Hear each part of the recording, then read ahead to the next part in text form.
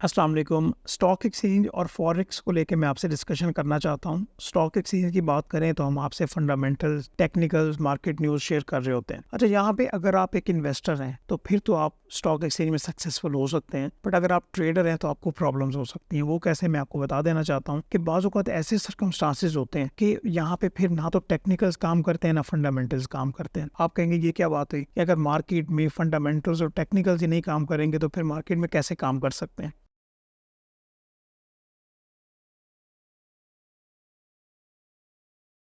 अगर आप long term को देख के चल रहे हैं 3 साल, 5 साल, 10 साल, और अगर आपने अच्छी कंपनीज़ में इन्वेस्ट किया हुआ है, जिस तरह हम आपके साथ एनालिसिस कर रहे होते हैं, फिर आपको घबराने की कोई ज़रूरत नहीं है।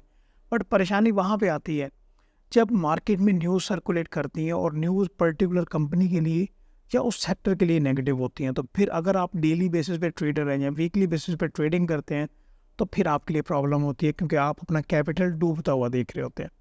तो यहाँ पे मैं एक कॉन्सेप्ट इंट्रोड्यूस करवाना चाहता हूँ आपसे, वो है फॉरेक्स।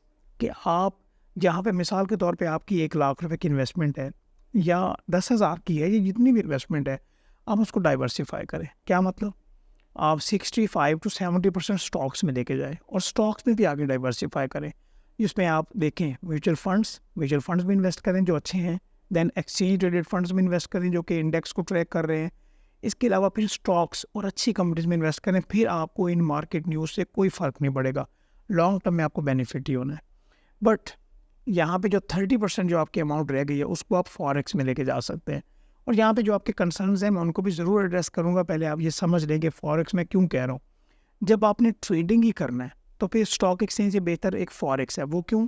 कि स्टॉक एक्सचेंज को मैनिपुलेट करना काफ़ी ज़्यादा आसान है। जो बड़े प्लेयर्स होते हैं, वो स्टॉक एक्सचेंज को मैनिपुलेट कर सकते हैं। मैं आपको एग्जांपल देना चाहूँगा कि आप समझिए कि रेगिस्तान है और इतना ये जो ज़र्रा है ना, इतना इतना पॉइंट है, वो हमारा एक पोर्शन बनता है स्टॉक एक्सचेंज का। तो जो इंटरनेशनल फॉरेक्स मार्केट है, वो बहुत बड़ी है और उसको मैनिपुलेट करना इतना आसान नहीं है। तो आप अगर ट्रेडिंग वहाँ पे करेंगे तो आपको ज़्यादा बेनिफिट होगा। यहाँ पे आपके कंसर्न्स आगे आ जाते हैं जी। एक तो यहाँ पे इस्लाम में ये हलाल है या हराम है। यहाँ पे स्वैप या इंटरेस्ट की बात करें तो इंटरेस्ट लगता है। मैं आपकी कन्फ्यूजन दूर करूँगा। और साथ ब्रोकर की कमीशन है, क्योंकि वहाँ पे टैक्सेस तो गवर्नमेंट के नहीं होते उस तरह से।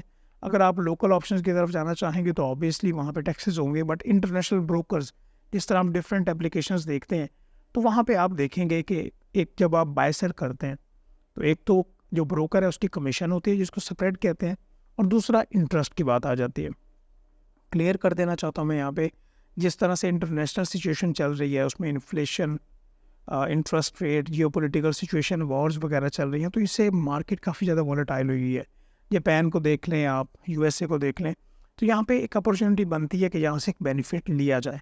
तो इसी को देखते हुए मैं आपको यहाँ पे ऑब्जेक्टिव भी बता देना चाहता हूँ कि एक तो मैं ऑब्जेक्टिव आपको इस तरह से बताना चाहता हूँ कि हमारी ये कोशिश है कि कभी भी फ्यूचर में हम आपको ये ना कहें कि भाई हमारा ये पेड कोर्स है, आप ये कोर्स ज्वाइन कर लें।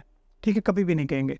हम आपको अपना एनालिसिस शेयर कर रहे होते हैं स्टॉक्स का, वहाँ से वही बातें हैं ना जो स्टॉक्स में होंगी, वो आपके साथ शेयर कर रहे होते हैं। इसी तरह से फॉरेक्स को लेके बिल्कुल ए टू जी स्क्रैच हम आपको ट्रेन कर रहे हैं, और फ्री ऑफ कॉस्ट आपको हमारे चैनल पे प्लेलिस्ट मिल जाएगी। वहाँ पे अपने आपको सारा कुछ गाइड किया हुआ है, वो आप ज़रूर चेकआउट कर सकते हैं। इसके अलावा फ्यूचर में भी हम आपके लिए कोई प्लान रखें डिस्कशन का, वो एक अलग बात है, बट कोर्स में भी आप ना देखें। ठीक है। अच्छा, फॉरेक्स की लेके ख़ास तौर पे मैं आपको बात कर रहा हूँ स्वैप या इंटरेस्ट को लेके, तो जो पाकिस्तानी कंट्रीज़ हैं वहाँ पे स्वैप बिल्कुल नहीं है। ठीक है, स्वैप फ्री अकाउंट्स है। ज़्यादातर वो जो ब्रोकर्स हैं इंटरनेशनल, जिस तरह एक्सएनएस है उनका, जितना मुझे पता है स्वैप फ्री अकाउंट है। सही। अभी बात कर लेते हैं जी जो स्प्रेड है। स्प्रेड में आपको इस तरह से गाइड करना चाहता हूँ कि डिफरेंट एप्लीकेशंस के डिफरेंट स्प्रेड्स होते हैं या कमीशंस होते हैं। तो अभी सिचुएशन को देखते हुए ख़ास तौर पे कोई ये प्रमोशन ना समझिएगा, प्रमोशन कर रहा हूँ, ये मैं आपको बता रहा हूँ जो मैंने एनालाइज़ किया है। इसके बेसिस पे जो एक्सएनएस है, इंटरनेशनल ब्रोकर है, उनका जो स्प्रेड है वो काफ़ी ज़्यादा कम है। इवन उन्होंने 60% तक उन्होंने स्प्रेड अपना कम कर दिया हुआ है।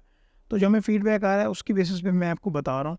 तो अगर इस लिहाज से देखा जाए, तो आप अगर अपना पोर्टफोलियो डाइवर्सिफाई करें स्टॉक्स में भी और फॉरेक्स में भी, अगर आप ट्रेडिंग करना चाहते हैं, तो ये आपके लिए बेनिफिशियल हो सकता है। सिखा तो हम आपको फ्री ऑफ कॉस्ट है, कोई डॉलर्स नहीं चार्ज कर रहे। आप देखते होंगे कि पाकिस्तानी मार्केट में भी या इंटरनेशनल लेवल पे भी थाउजेंड्स ऑफ डॉलर्स लोग चार्ज करते हैं इस ट्रेडिंग के। तो आप ज़रूर वो सीख सकते हैं। आप देखिएगा कि डिस्क्रिप्शन में भी डिटेल्स देख लिया करें, और साथ कमेंट्स में हमें ज़रूर बताया करें। हम आपके कमेंट्स रीड ज़रूर करते हैं, बट इतनी ज़्यादा हमारी बड़ी टीम नहीं है कि स्पेशली हम यहाँ पे एक बंदा बिठा के आपको रिप्लाइज़ करें, बट जो आपका फीडबैक होता है वो हम उसको ज़रूर देख रहे होते हैं। तो ये कुछ डिटेल्स थी जो मैंने आपके साथ शेयर की। आप बताइएगा कि इसमें अगर हम और बेहतर अपनी इनपुट करें या ज़्यादा बेहतर किस तरह से वैल्यूएट कर सकते हैं, तो हम कोशिश करेंगे कि हम आपको उन लेवल्स पे आके गाइड करें। तो फॉरेक्स प्लस स्टॉक्स दोनों को लेके चलें, देखते हैं क्या होता है। कोशिश हमारी यही है कि आपको भी बेनिफिट हो और हमें भी बेनिफिट हो। Thank you so much. अल्लाह हाफ़िज़।